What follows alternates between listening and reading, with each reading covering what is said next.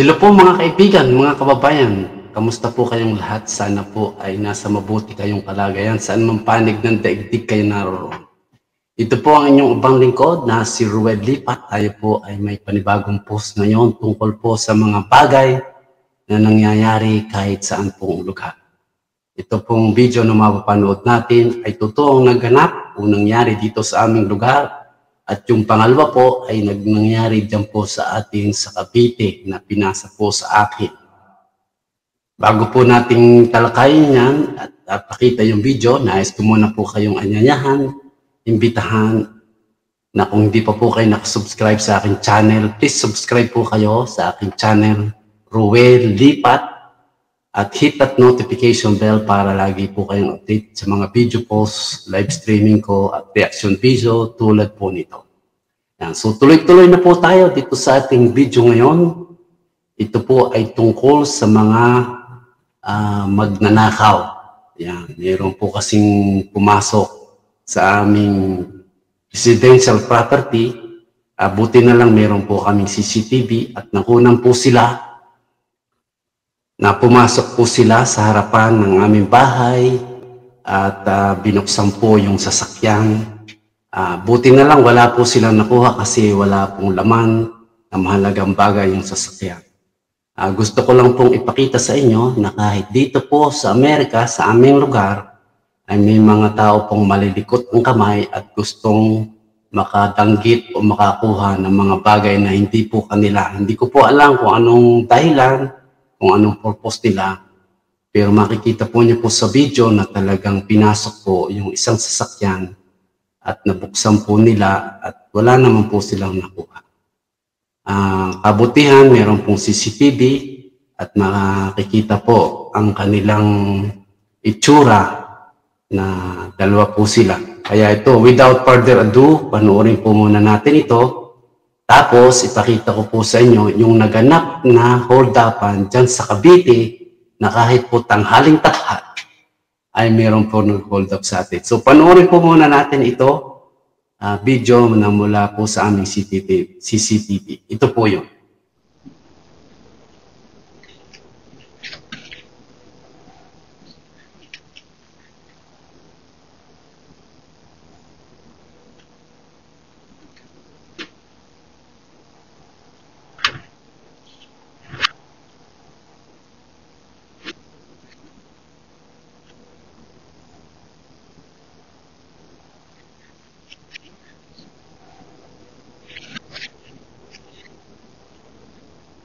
So yan, kita niyo po, nakita niyo po, madaling araw po yan nangyari.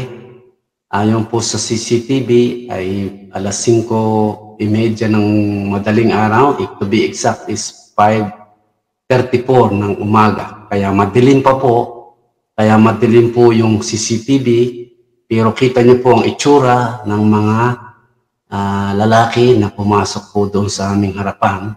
At yun nga, napasok po yung isang sasakyan. Buti na lang, wala pong importanteng bagay na nalaman doon. Tulad ng sabi ko po, ito po ay nangyayari kahit sa lugar. Kaya mag-iingat po tayo at sa ating po mga gamit na huwag po nating iwan sa sasakyan, ilak po natin ng ayos upang sa ganun huwag pong ma-tempt o matukso ang mga magnanakaw na pasukin po ang sasakyan o ang ating bahay.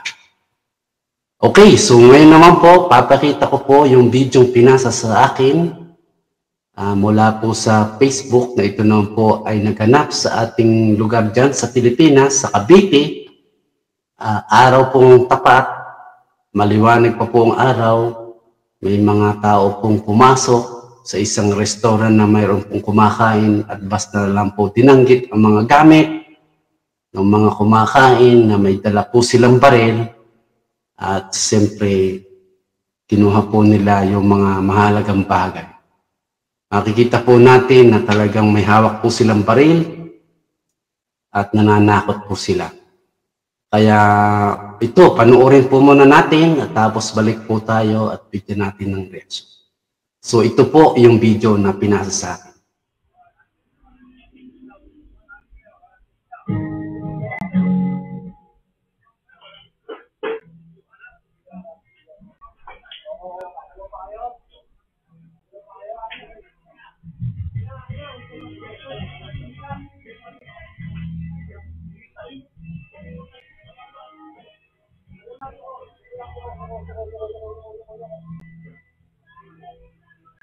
Ayun mo, tagal mo.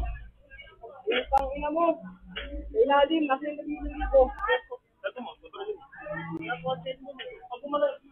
Ang cellphone mo, nasa likod mo, babaraling kita. Puto ka niya pag may talaga.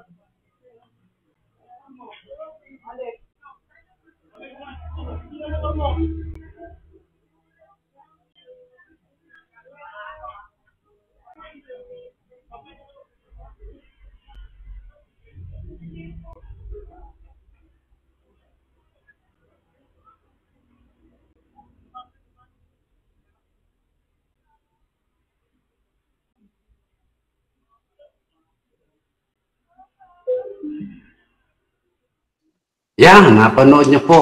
Grabe, mga taong ito. Ang lalakas po ng katawan, malalaki pa po ang katawan kaysa sa akin. Ayaw po nilang magtrabaho at tumaban ng patas sa lipunan. Pagkus nangungulimbat po sila ng mga taong kumakain. Siguro hindi po nakabayad dahil kinuha po yung bag at saka kanilang cellphone.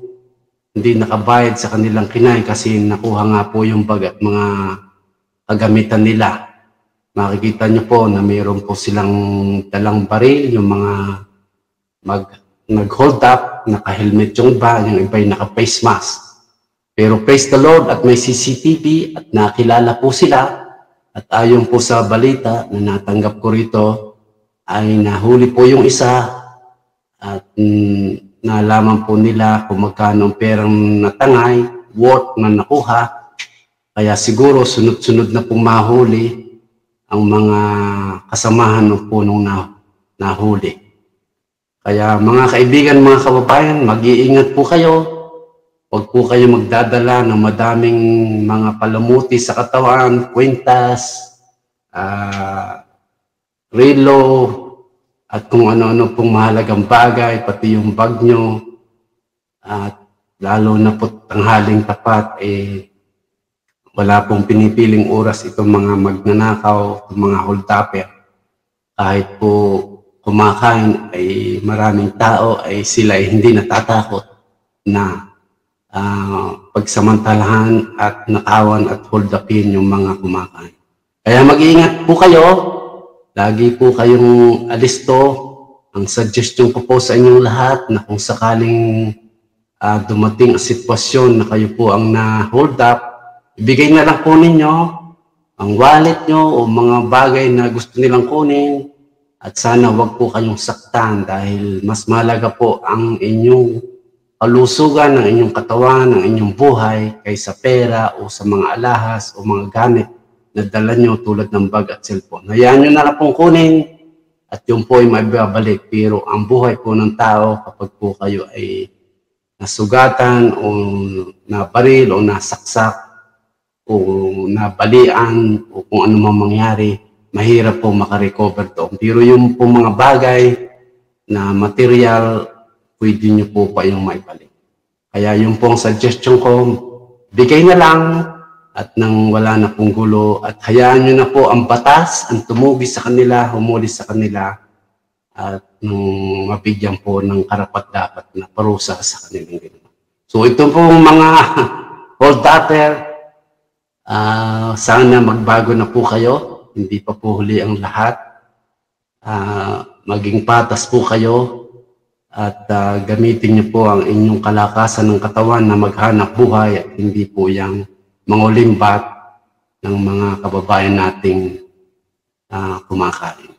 Kaya payo ko po, pagsikapan niyo pong magtrabaho para po sa ikabubuhay ng inyong pamilya at huwag po kayong mangulimbat, mang-hold up, manakit ng inyong kapwa.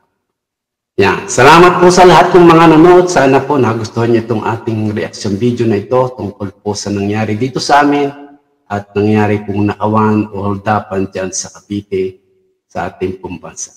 Maraming salamat po sa inyong panonood. Nawa po tuloy-tuloy inyong suporta. Nawa po yung pagpapala ng Panginoong Diyos ay laging sumanyo. Mag-ingat po kayo at lagi niyo pong tatandaan, Jesus loves you. I'll see you soon. Bye-bye.